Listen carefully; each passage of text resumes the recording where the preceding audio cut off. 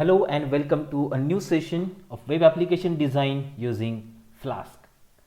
So we have seen cookies and sessions. Now in this session we'll be checking how to handle the errors, how to use the redirect, what are the different status codes available, abort codes are available, which we can report the errors to the user. That we are going to see in today's session. So let's see how exactly the redirect errors are.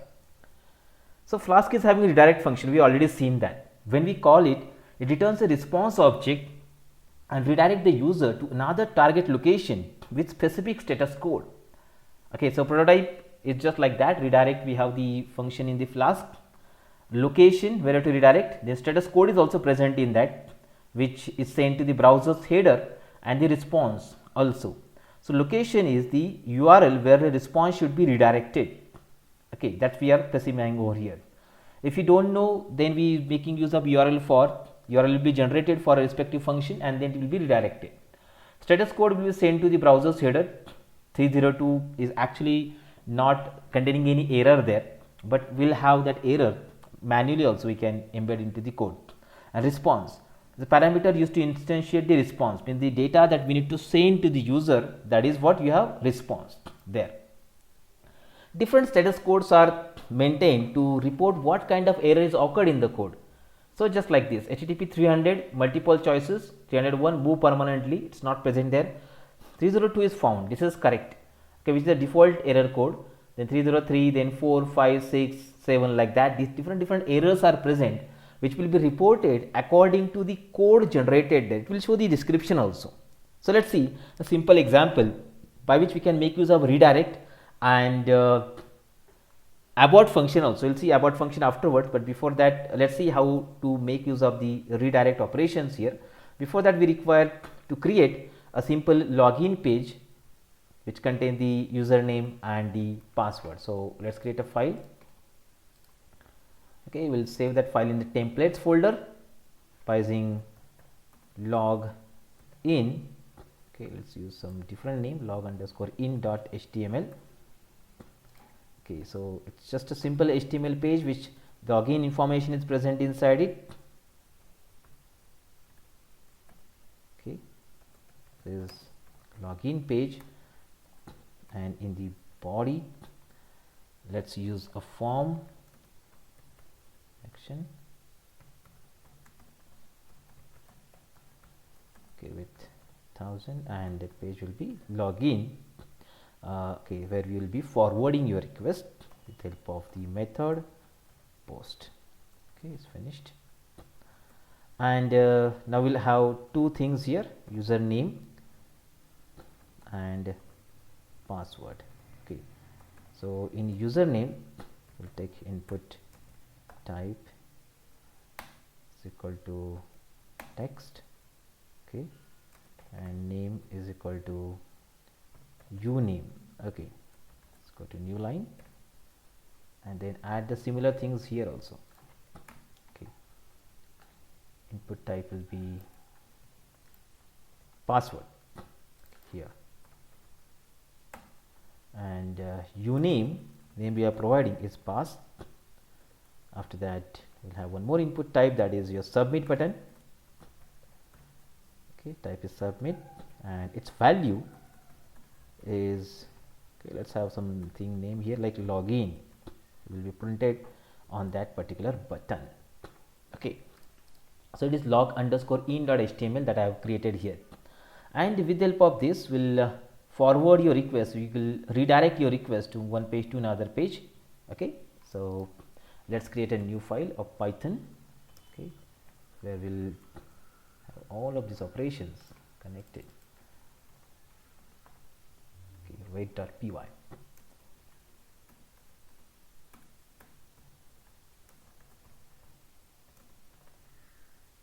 let's redirect also, as well as finder template, that also will import.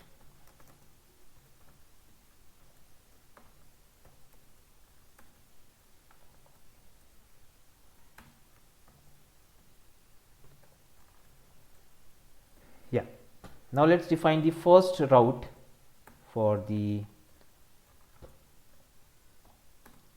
basic URL, where we'll define the function like index, for example, the front page that we call as index, and here we'll return the vendor template for the first page that we have just created, that was login.html. Okay, done. Okay, so when you create it for first time, then we go for the login methods. Okay, so just like login, when you go to the login, so here we'll get the information from the requests. So let's use the methods get and post. So both methods will be applying here. Let's define the function login, and in that we will check if that request object is not yet. Let me add the request object also. So request dot method is equal to post. Okay, so it means that you have sent the information. So let's return. Now see, here we'll have two things, return the success and failure. Okay, so just like I need to create an URL for also. Okay, so return the redirect to URL for success. Okay, else so use the same but for failure.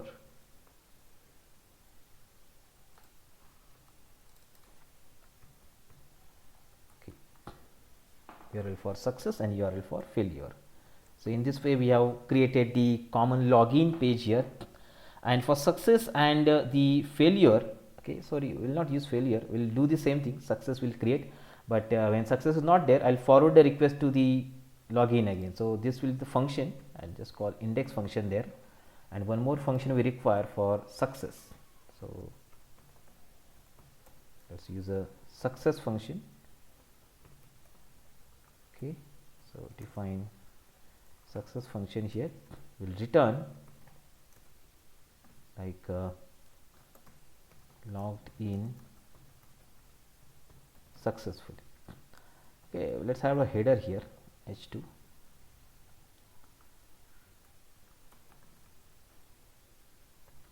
Okay, like this.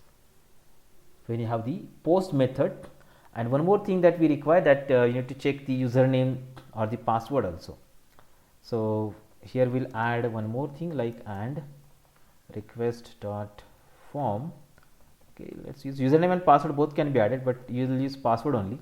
The password is equal to admin123, that's what I mentioned. Then only success will be done. Method is post and request dot form pass is equal to admin123.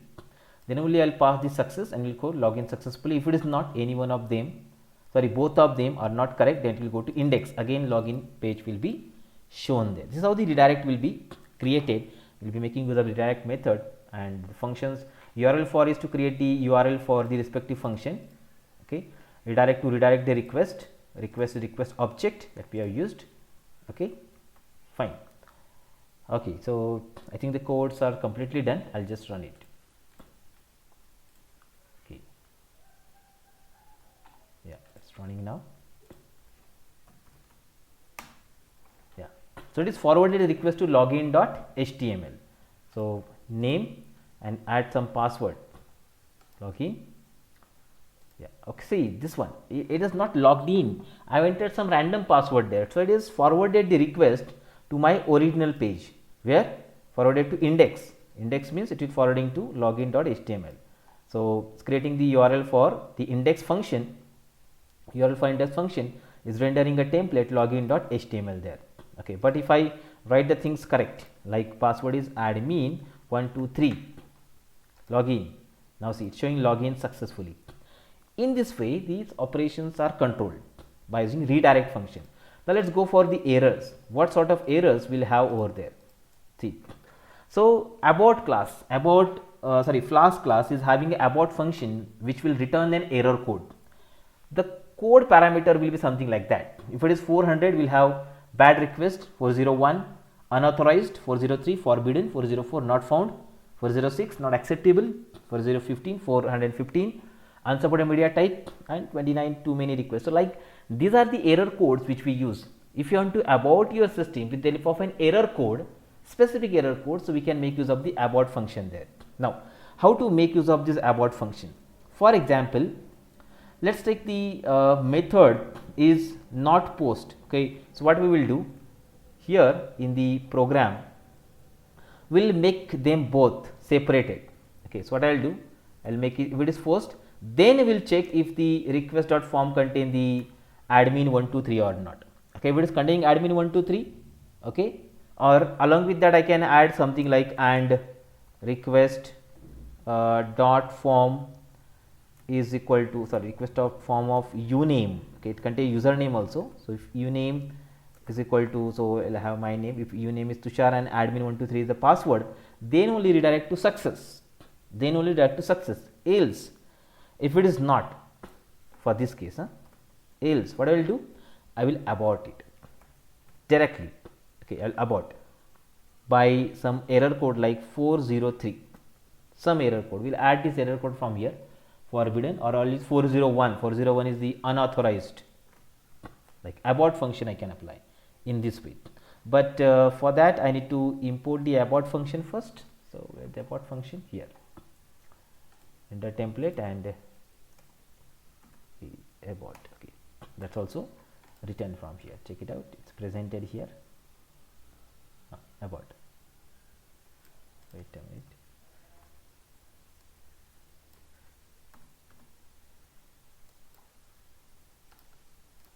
comma, abort. So that's also written, entered, correct, and now check it. So what I have done, when method is post, it's okay. If it is not post, then you will directly go to the first, means the data is not using the post method that time.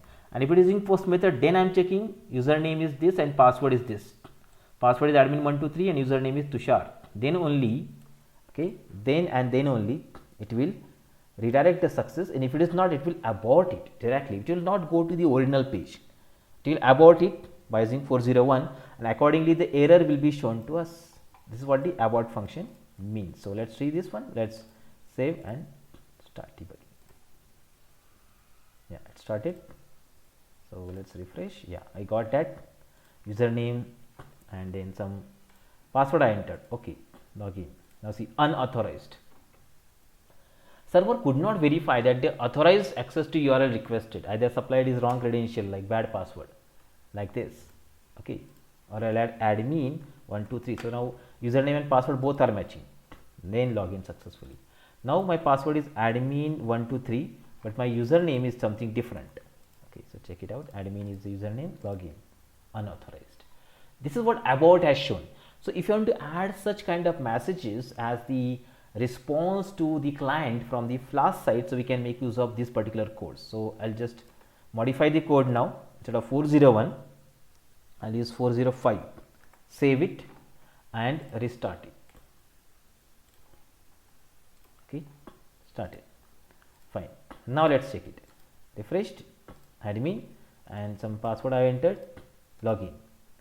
See, method not allowed, which was the next one. 405 is not mentioned here, but it's not given there. Even 404 also not found, also we can write 400 bad request. That kind of errors we can mention here in the abort, and accordingly that response can be fetched to the particular user. So user will know what error is actually occurred there. That's the meaning of the abort. So this is how the errors will be generated, will be given to the user with the help of the Flask application design. So just try that particular errors differently by this mechanism. And when error handling is required in your dynamic web application, so you just can make use of this system there effectively. Thank you. Thanks a lot.